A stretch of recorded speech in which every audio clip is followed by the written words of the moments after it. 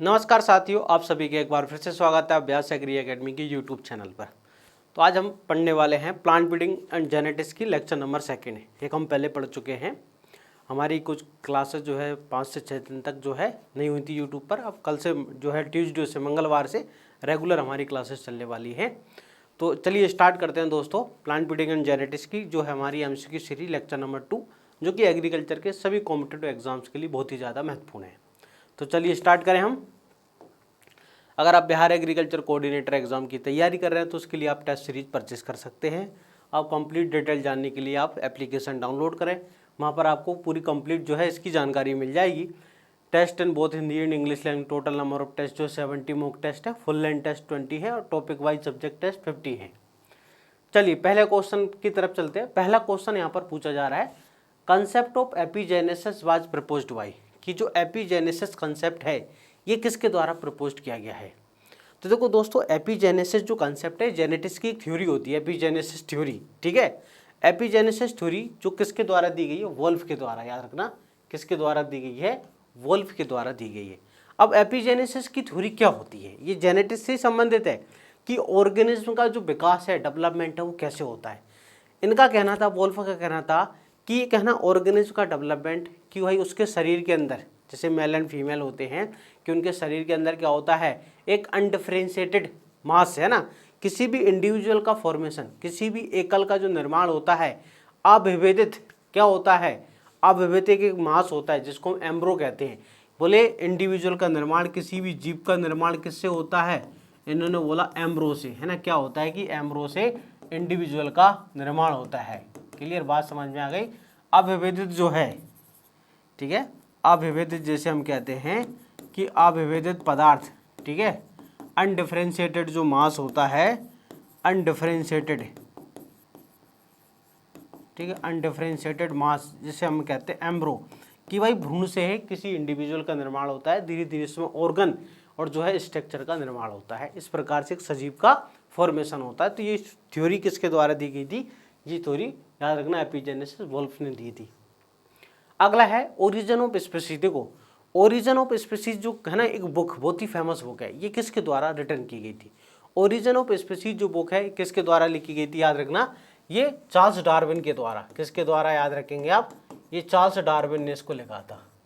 ये जो पब्लिश हुई थी कब, याद रखना, 1859 में, 24 नवंबर 1859 को ये बुक जो है पब्लिश हुई थी। इस बुक में क्या समझाया था उन्होंने, देखो किससे संबंधित है कि नई स्पीसीज का फॉर्मेशन, नई स्पीसीज का निर्माण कैसे होता है। इन्होंने थ्योरी ऑफ एवोल्यूशन, है ना, याद रखना, थ्योरी ऑफ एवोल्यूशन इसमें दी थी, ठीक है। थ्योरी ऑफ एवोल्यूशन जो है, उत्विकास का सिद्धांत, भाई नेचुरल सिलेक्शन, कि भाई नेचुरल सिलेक्शन के द्वारा, ठीक है, नेचुरल सिलेक्शन के द्वारा जो है किस प्रकार से जो उत्विकास चलता है, ये सारा कंसेप्ट इस बुक के अंदर समझाया गया था, ओरिजिन ऑफ स्पीसीज बुक के अंदर, जो कि चार्ल्स डार्विन के द्वारा लिखी गई थी। ओके, नेक्स्ट प्रश्न की तरफ चलते हैं। नेक्स्ट प्रश्न है जर्म प्लाज्म थ्योरी। ये बहुत फेमस क्वेश्चन है कि जर्म प्लाज्म थ्योरी किसके द्वारा प्रपोज की गई है। जर्म प्लाज्म थ्योरी जो है किसके द्वारा दी गई है, ये वीजमान के द्वारा दी गई है। किसने दी है, याद रखो, जर्म प्लाज्म थ्योरी किसके द्वारा, वीजमान के द्वारा। देखो वीजमान का कहना था कि किसी भी ऑर्गेनिज्म है, सजीव है, उसके शरीर में 2 प्रकार के क्या होते हैं, द्रव पाए जाते हैं। बोले एक होता है सोमेटोप्लाज्म, एक होता है जर्म प्लाज्म। सोमेटोप्लाज्म जो होता है वो कि रिप्रोडक्टिव से संबंधित नहीं होता है, जबकि जर्म प्लाज्म जो होता है, जो कि रिप्रोडक्टिव सेल्स में प्रेजेंट होता है, जो कि रिप्रोडक्शन से संबंधित होता है, ठीक है। तो वीजमान का क्या कहना था कि 2 प्रकार के है ना क्या होते हैं, लिक्विड पाए जाते हैं किसी भी ऑर्गेनिज्म के अंदर। 2 प्रकार के क्या है, लिक्विड तरल पदार्थ होते हैं। बोले एक होता है सोमेटोप्लाज्म, ठीक है, एक होता है सोमेटोप्लाज्म और एक होता है जर्म प्लाज्म। क्लियर, इसका कहना था जर्म प्लाज्म। बोले सोमेटोप्लाज्म में जो भी वेरिएशन होंगे वो है, याद रखना, नेक्स्ट जनरेशन में ट्रांसफर नहीं होंगे। सोमेटिक सेल के अंदर जो लिक्विड होता है उसे हम सोमेटोप्लाज्म कहते हैं, और इसमें जो भी वेरिएशन होंगे, जो भी विभिन्नताएं उसके अंदर होंगी, वो अगली पीढ़ी में ट्रांसफर नहीं होती हैं। जबकि जर्म प्लाज्म के अंदर जो भी कुछ वेरिएशन होते हैं वो अगली जनरेशन में क्या होते हैं, ट्रांसफर होते हैं। क्लियर, बात समझ में आ गई। यहाँ पर जो वेरिएशन होंगे, विभिन्नताएं होंगी, वो क्या होंगी, अगली पीढ़ी में ट्रांसफर होंगी। क्लियर, वो अगली पीढ़ी में ट्रांसफर होती हैं। चलिए अगला है cell linkage theory was proposed by, बहुत इंपॉर्टेंट है सेल लिंकेज थ्योरी। तो ये कंसेप्ट किसके द्वारा दिया गया था, याद रखना रुडोल्फ विर्चो के द्वारा। देखो स्लीडन है ना एंड स्वान, इन्होंने क्या किया था, इन्होंने सेल थ्योरी दी थी। स्लीडन एंड स्वान के द्वारा याद रखेंगे आप सेल थ्योरी। इन्होंने कौन सी थ्योरी दी थी, इन्होंने दी थी सेल थ्योरी। स्लीडन एंड स्वान के द्वारा कौन सी थ्योरी दी गई थी, सेल थ्योरी दी गई थी। ठीक है, सेल थ्योरी क्या बोला था कि भाई कोई भी प्लांट हो या एनिमल है, भाई सेल थ्योरी क्या होती, कोशिका सिद्धांत, इसे हम कहते हैं कोशिका सिद्धांत। तो कोशिका सिद्धांत क्या है, तो देखो कोशिका सिद्धांत याद रखना क्या होता है, जो कि 1838-39 के अंदर दिया गया है। क्या होता है कोशिका सिद्धांत, कोशिका सिद्धांत होता है कि कोई भी जीव जो है, या प्लांट हो या एनिमल हो, वो कोशिकाओं से मिलकर या कोशिकाओं के उत्पादों से मिलकर बनता है, वो कि सेल्स के प्रोडक्ट या सेल से मिलकर बनता है, उसको हम सेल थ्योरी कहते हैं। ठीक है, जब इनसे पूछा गया कि आप ये बताओ कि नई सेल कैसे बनती है, तो इनके पास एक्सप्लेनेशन नहीं था। फिर रुडोल्फ विर्चो ने सेल थ्योरी का मॉडिफिकेशन, कोशिका सिद्धांत का ही एक रूपांतरण है, इसका मॉडिफिकेशन याद रखना, इसका मॉडिफिकेशन प्रस्तुत किया। किसका, इसका जो है मॉडिफिकेशन उन्होंने दिया। क्या बोला इन्होंने, सेल लिंकेज थ्योरी। इनका कहना था, ठीक है, ओमनिस सेलुला ई सेलुला। ठीक है, सेल थ्योरी में इन्होंने क्या बोला, ओमनिस सेलुला ई सेलुला। क्लियर, याद रखो, ओमनिस सेलुला ई सेलुला। क्लियर, क्या बोला उन्होंने, ओमनिस सेलुला ई सेल। इसका मतलब क्या होता है, इसका मतलब होता है कि नई सेल जो है, ये क्वेश्चन बहुत ज़्यादा एग्जाम में पूछते हैं, ओमनिस सेलुला ई सेलुला कंसेप्ट किसने दिया, रुडोल्फ विर्चो ने दिया है। इसका मतलब ये होता है कि नई सेल जो होती है पुरानी सेल से बनती है, by cell division. New cells are arise by pre existing cell by cell division, कि नई कोशिका का निर्माण पुरानी कोशिका से कोशिका विभाजन के द्वारा होता है। क्लियर, बात समझ में आ गई। न्यू सेल्स याद रखो, new cells arise from pre existing cell.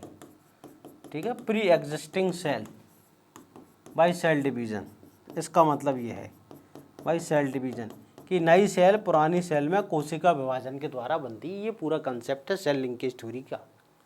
अगले प्रश्न की तरफ चलते हैं। अगला प्रश्न आपसे पूछा जा रहा है, chromosomes are most condense. Chromosome जो है, chromosomes, the chromosomes are most condense. आपसे पूछ रहा है कि क्रोमोसोम जो है सबसे ज़्यादा किस अवस्था में संघनित होते हैं, सबसे ज़्यादा कंडेंस फॉर्म में, है ना। सबसे छोटे जो आपको मिलेंगे कंडेंस फॉर्म, वो मेटाफेज नहीं लगाना, वो आपको लगाना है एनाफेज में।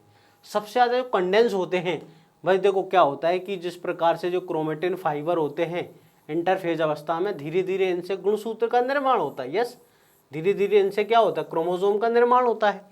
इंटरफेज अवस्था में आपको जो क्रोमेटिन धागे इस प्रकार से नजर आएंगी। यस, तो धीरे धीरे क्या होता है, इंटरफेज के बाद इसमें, है ना, प्रोफेज आएगी, मेटाफेज आएगी, लगातार क्या होता है, इनमें संघनन की क्रिया होती है, कंडेंसेशन होता है, और धीरे धीरे क्रोमोसोम या गुणसूत्रों का निर्माण होता है। तो ये जो गुणसूत्र हैं सबसे ज़्यादा, है ना, कंडेंस फॉर्म, ठीक है, सबसे ज़्यादा संघनित रूप एनाफेज अवस्था में होता है। अगर आपको ये स्टडी करना है क्रोमोसोम की, है ना, मॉर्फोलॉजी की अध्ययन करना है, अगर क्रोमोसोम की मॉर्फोलॉजी का आपको स्टडी करना है, उसके लिए सबसे बढ़िया अवस्था होती है मेटाफेज, क्योंकि इसमें अच्छे से दिखते हैं। ठीक है, मोस्ट क्लियरली विजिबल। अगर क्रोमोसोम सबसे अच्छे किस अवस्था में दिखते हैं, तो मेटाफेज में। क्लियर, अगर आपसे पूछे कि क्रोमोसोम सबसे किस अवस्था में अच्छे दिखते हैं, तो मेटाफेज में दिखते हैं। क्लियर, अगर आपसे पूछे कि क्रोमोसोम की मॉर्फोलॉजी की स्टडी किस में करते हैं, मेटाफेज में। लेकिन क्रोमोसोम के शेप जो होते हैं, वी शेप, जे शेप, आई शेप, एल शेप, इन सब की स्टडी हम एना शेप में करते हैं। क्लियर, ये याद रखना, ये जो वी शेप होते हैं, ठीक है, जे शेप, एल शेप, आई शेप, इन सब की स्टडी हम एनाफेज में करते हैं। लेकिन मॉर्फोलॉजी के पूछे ना कि मॉर्फोलॉजी की स्टडी किस में करते हैं, ठीक है ना, याद रखना, मॉर्फोलॉजी की स्टडी किस में करते हैं, सबसे अच्छे किस में दिखते हैं, तो आपको बताना है कि सबसे अच्छे ये दिखते हैं आपको मेटाफेज अवस्था के अंदर। क्लियर, चलिए अगला प्रश्न आपसे पूछा जा रहा है यहाँ पर, DNA synthesis takes place in which stage. देखो जो सेल डिवीजन होता है, सेल डिवीजन, अगर हम बात करें सेल साइकिल की, सेल डिवीजन में सबसे इंपॉर्टेंट क्या होता है, सेल साइकिल। तो सेल साइकिल की दो स्टेजेस होती है, interphase and division phase. Cell cycle की दो अवस्थाएं होती हैं, एक होती है इंटरफेज अवस्था, एक होती है कौन सी, ठीक है, याद रखेंगे, एक होती है हमारी, ठीक है, ये हमारी पूरी याद रखना इंटरफेज अवस्था है ना, ये पूरी क्या है, यहाँ से लेकर यहाँ तक ये पूरी क्या है, इंटरफेज है, जिसमें G1 S G2 अवस्था होती है, इंटरफेज है ये पूरा। यहाँ तक, ठीक है। ये बचा हुआ क्या है, ये बचा हुआ हमारा होता है, याद रखना, डिवीजन फेज। ये बचा हुआ क्या है, तो ये बचा हुआ है, याद रखना, डिवीजन फेज। क्या है, विभाजन अवस्था, या एम फेज, याद रखना, या एम फेज जैसे हम कहते हैं। इसी के अंदर होता है प्रोफेज, ठीक है, मेटाफेज, एनाफेज और टीलोफेज, इसी के अंदर होता है। सबसे बड़ी अवस्था सेल साइकिल की, सबसे बड़ी अवस्था इंटरफेज होती है सेल साइकिल की, याद रखना, ये पूरा सेल साइकिल है। तो आपसे पूछ रहे हैं कि डीएनए का जो सिंथेसिस होता है वो किस अवस्था में होता है, तो याद रखना एस फेज में। डीएनए का रेप्लिकेशन यहाँ होता है ना, डीएनए का रेप्लिकेशन कहाँ होता है, एस अवस्था में होता है। साथ साथ में हिस्टोन प्रोटीन, क्लियर, साथ साथ में याद रखना हिस्टोन प्रोटीन का सिंथेसिस भी यहीं पर होता है, इस एस अवस्था के अंदर। बाकी जो रिमेनिंग प्रोटीन्स होती हैं वो अधिकतर तो जीवन में ही बन जाती हैं। अधिकतर प्रोटीन तो वो है, याद रखना, प्रोटीन और इम्पोर्टेंट जो एंजाइम्स होते हैं, प्रोटीन इम्पोर्टेंट जो एंजाइम्स हैं वो तो सब जीवन के अंदर ही बन जाते हैं, क्लियर। यहाँ पर एस अवस्था में डीएनए का रेप्लिकेशन होता है, हिस्टोन प्रोटीन होते हैं। G2 स्टेज के अंदर जो रिमेनिंग थोड़े बहुत बच गए प्रोटीन हैं, एंजाइम्स हैं, उनका सिंथेसिस G2 में होता है। फिर सेल का डिवीजन होता है, ठीक है। इंटरफेज अवस्था में तो होती है तैयारी। इंटरफेज अवस्था में क्या होता है, इस अवस्था के अंदर आपको याद रखना विभाजन की तैयारियां होती है। इस अवस्था के अंदर डिवीजन की तैयारियां चलती हैं, ठीक है। एक्चुअल डिवीजन जो होता है वो डिवीजन फेज एम फेज के अंदर होता है। फिर इसमें दो स्टेजेस होती है, एक कैरियोकाइनेसिस होती है और एक साइटोकाइनेसिस होती है। देखो इस प्रकार से मैं आपको समझाता हूँ, समझना कि सबसे पहले हम बात करें सेल साइकिल। किसकी बात कर रहा हूँ मैं आपसे, सेल साइकिल। इसमें इंटरफेज, सेल साइकिल में याद रखोगे आप क्या, इंटरफेज, और दूसरे नंबर पे याद रखना आपको डिवीजन फेज या एम फेज, ठीक है ना, डिवीजन या फेज या M phase, clear, M phase. ये दो अवस्थाएं होती हैं। अब ये जो इंटरफेज अवस्था होती है इसकी तीन हैं, G1 है, S है और ये G2 है, ठीक है। इसमें याद रखेंगे, इसमें जो डिवीजन फेज एम फेज होता है इसमें होता है कैरियोकाइनेसिस और साइटोकाइनेसिस, क्लियर, और होता है साइटोकाइनेसिस, कैरियोकाइनेसिस और साइटोकाइनेसिस, क्लियर। अब कैरियोकाइनेसिस का मतलब होता है न्यूक्लियस का डिवीजन, ठीक है, न्यूक्लियस का डिवीजन होना, न्यूक्लियस का विभाजन होना, उसे हम कहते हैं कैरियोकाइनेसिस। साइटोकाइनेसिस होता है साइटोप्लाज्म का डिवीजन, ठीक है, साइटोप्लाज्म का डिवीजन, क्लियर। इसी के अंदर आते हैं फिर, है ना, कैरियोकाइनेसिस की स्टेजेस होती है, वो होती है ना प्रोफेज, प्रोफेज स्टेज, वो सब इसी की अवस्था है, प्रोफेज, मेटाफेज, एनाफेज, टीलोफेज, वो सब इसी की है ना, एनाफेज और टीलोफेज, ये वो सभी इसी की होती हैं, याद रखना, वो सारी स्टेजेस यही होती हैं। अगर आपसे पूछे कि सेल साइकिल की सबसे बड़ी अवस्था कौन सी है, तो आपको बताना है सेल साइकिल की सबसे इंटरफेज, यही, यस और नो। अगर देखो सेल साइकिल 24 ओवर में कंप्लीट होती है, मान के चलते हैं, तो अकेले 23-23 ओवर ये चलती है, तो सबसे लॉन्गेस्ट स्टेज इंटरफेज है। अगर सेल साइकिल की पूछ रहा है तो, अगर वो पूछ रहा है डिवीजन फेज की सबसे बड़ी अवस्था कौन सी, अगर वो पूछता है डिवीजन फेज की सबसे बड़ी अवस्था, तो आपको बताना फिर प्रोफेज है। डिवीजन फेज की पूछे तो प्रोफेज आपको बताना है। चलिए अगले प्रश्न की तरफ। अगला प्रश्न है आपके सामने, in double standard DNA helix, DNA double helix जीए जो होता है, जीए, ठीक है, जी जो है, ये जो है किसके इक्वल टू होता है, सी है ना, याद रखना, टी के। मतलब क्या है, एक डबल स्टैंडर्ड डीएनए में जितना अमाउंट में प्यूरिन होता है उतनी अमाउंट में पायरिमिडीन पाया जाता है, जिसे हम चार घाव इक्विवेलेंट रूल कहते हैं, कि भाई जितनी मात्रा में डीएनए में प्यूरिन होता है उतनी ही मात्रा में पायरिमिडीन होता है, क्लियर। एक डबल स्टैंडर्ड डीएनए में जितनी मात्रा में प्यूरिन होता है उतना ही मात्रा में पायरिमिडीन होता है, मतलब याद रखना G + A जो है जितना होगा T + C उतना ही होता है, क्लियर। इसे क्या बोलते हैं, इसे कहते हैं चार घाव इक्विवेलेंट रूल। क्या होता है, इसे कहते हैं हम चार घाव इक्विवेलेंट रूल। क्या बोलेंगे इसे हम, चार घाव इक्विवेलेंट रूल कहते हैं, क्लियर। चलिए तो यहाँ पर करेक्ट आंसर है हमारा ये हो जाएगा। अगला प्रश्न देखिए आप, अगला प्रश्न क्या है, Hershey and Chase in their experiment लेवल DNA with. Hershey and Chase ने भाई डीएनए एक्सपेरिमेंट किया था। हर्शे एंड चेस ने T2 बैक्टीरियोफेज के ऊपर एक एक्सपेरिमेंट किया था और उन्होंने बताया था कि भाई डीएनए ही जेनेटिक मटेरियल है। इनका जो एक्सपेरिमेंट था वो T2 बैक्टीरियोफेज के ऊपर था। किसके ऊपर? T2 bacteriophage. क्लियर, याद रखना, इनका जो एक्सपेरिमेंट था वो T2 बैक्टीरियोफेज के ऊपर था। और इनका कहना था कि भाई देखो जेनेटिक मटेरियल डीएनए है, इन्होंने एक्सपेरिमेंट किया था, ठीक है ना, याद रखना, Hersh and Chase in their experiment level with DNA. तो डीएनए को किसके साथ बांधा था, याद रखना, फॉस्फोरस 32 के साथ। अगर पूछे प्रोटीन को किससे बांधा था, फॉस्फोरस सल्फर के साथ।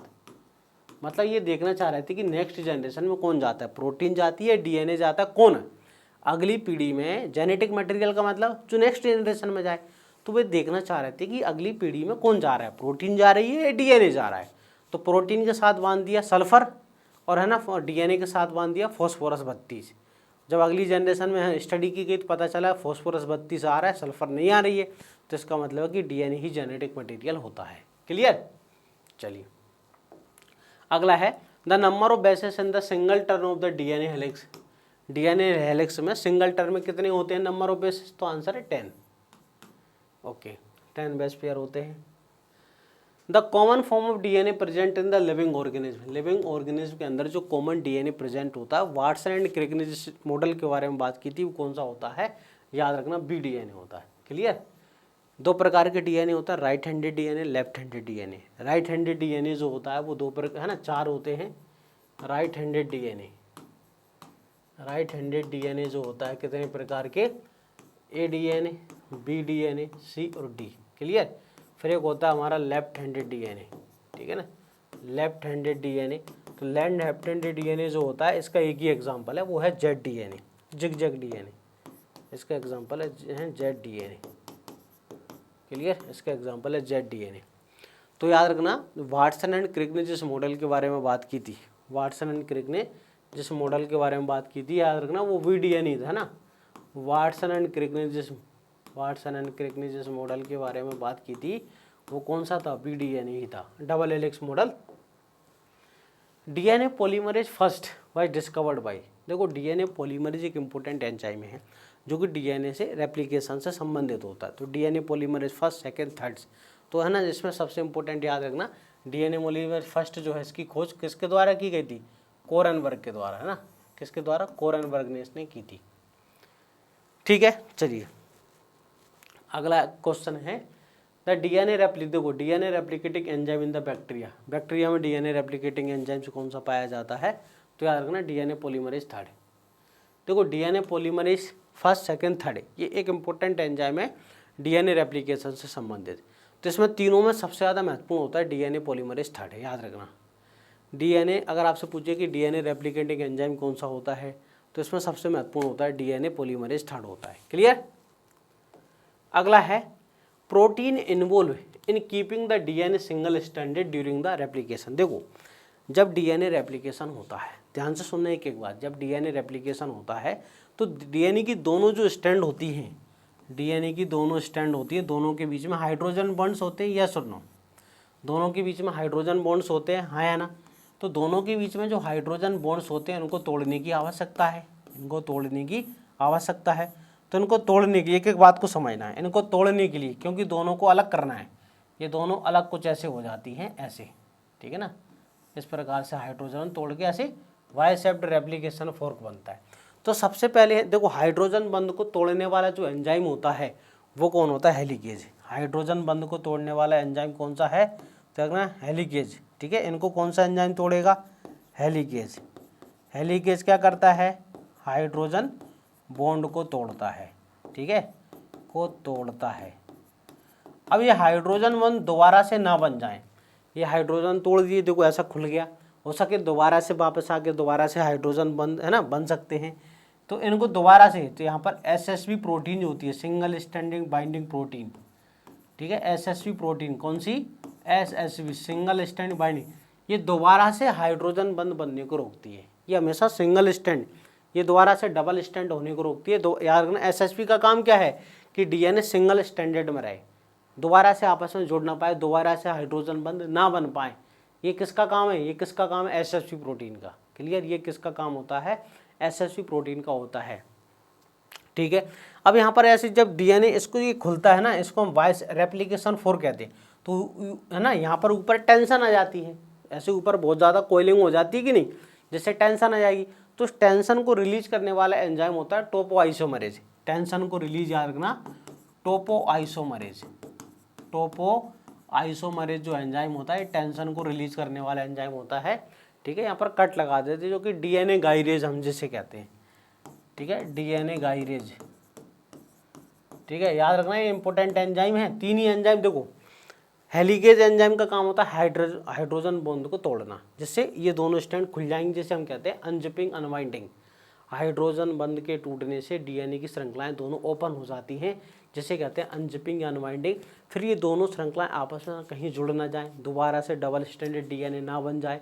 ठीक है, तो इसको रोकने के लिए एसएसपी प्रोटीन होती है, सिंगल स्ट्रैंडेड बाइंडिंग प्रोटीन होती है। क्लियर। यहाँ पर सुपर कोलिंग होने से क्या होता है, सुपर कोलिंग होने से डीएनए के अंदर टेंशन आ जाता है, उस टेंशन को कम करने वाला एंजाइम होता है टोपोआइसोमरेज। ठीक है, क्लियर यहाँ तक सभी को। चलिए अब हम आगे पढ़ने वाले हैं। चलिए अगले प्रश्न की तरफ चलें। तो यहाँ पर आंसर क्या होगा, एसएसपी प्रोटीन। ठीक है, आइए सर ऐसे डीएनए लाइगेज क्या होता है, लाइगेज एंजाइम क्या करता है, लाइगेज एंजाइम का काम होता है डीएनए के, है ना, जो फ्रेगमेंट होता है ओकाजाकी फ्रेगमेंट उन्हें जोड़ना। क्लियर। देखो डीएनए की मैंने आपको बताया कि जब डीएनए की श्रृंखला जो है इस प्रकार से ओपन हो जाएगी, है ना, ये जो वाई सेप्ट रेप्लिकेशन 4 कैसे बन गया। अब यहाँ पर क्या होता है, ध्यान से सुनना, यहाँ पर क्या होता है, अब यहाँ पर देखो डीएनए की दो श्रृंखलाएं बनती हैं एक साथ, एक नई एक पुरानी। यहाँ पर एक श्रृंखला ऐसे बनती है, एक श्रृंखला ऐसे टुकड़ों में बनती है ऐसे। इन खंडों को क्या बोलते हैं, ओकाजाकी। तो एक तो बन रही कंटिन्यूस, एक तो बनती है कंटिन्यूस, हाँ है ना, कंटिन्यूस बनती है, और एक बनती है डिसकंटिन्यूस। क्या बनती है, याद रखो, डिसकंटिन्यूस। क्लियर। एक कंटिन्यूस एक और डिसकंटिन्यूस। जो कंटिन्यूस होती है ये बन रही सीधी, जिसे हम कहते हैं लैगिंग, लीडिंग स्ट्रैंड, सॉरी ऐसे क्या बोलते हैं हम, लीडिंग। Clear, leading strand. जो डिसकंटिन्यूस होती है उसे कहते हैं लैगिंग स्ट्रैंड। क्या कहते हैं, लैगिंग। तो जो डिसकंटिन्यूस होती है, तो जो डीएनए के जो खंड होते हैं ना, ये जो डीएनए के खंड हैं, इन खंडों को कहते हैं ओकाजाकी, ओकाजाकी फ्रेगमेंट कहते हैं। क्या बोलते हैं इन्हें, ओकाजाकी फ्रेगमेंट कहते हैं, जो 5 से लेकर 3 की देखो ये भी 5 से लेकर ना 3 से लेकर जो है 5 से लेकर 3 की दिशा में, सॉरी है ना, एक मिनट याद रखना, ये भी 5 से लेकर 3 की दिशा में, 5 से लेकर कहाँ पर 3 की दिशा में, ये 5 से लेकर 3 की दिशा में।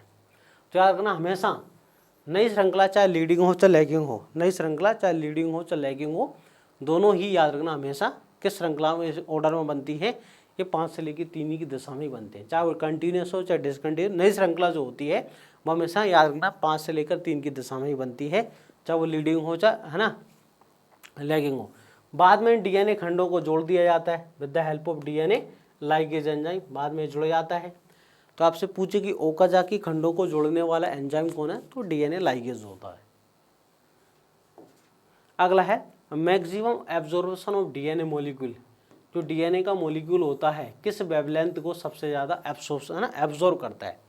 डीएनए का मॉलिक्यूल जो होता है किस वेवलेंथ को सबसे ज़्यादा अवशोषित करता है, तो यार 260, है ना, 260 याद रखना। ठीक है, एंगस्ट्रॉम। ठीक है, 260 एक्चुअली 260 नैनोमीटर होता है ना, 260 नैनोमीटर या 2600 एंगस्ट्रॉम। तो यहाँ पर है ना एंगस्ट्रॉम नहीं, यहाँ पर नैनोमीटर ऑप्शन के अकॉर्डिंग। तो 260 नैनोमीटर या 2600 एंगस्ट्रॉम वेवलेंथ की लाइट को एब्जॉर्ब करता है।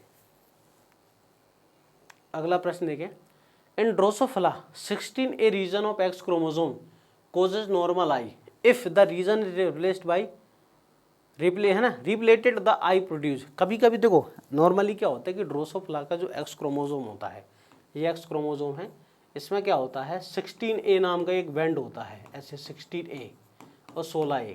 तो ये नॉर्मल आई बनती है ना, याद रखना नॉर्मल आई। क्लियर, नॉर्मल आई होती है।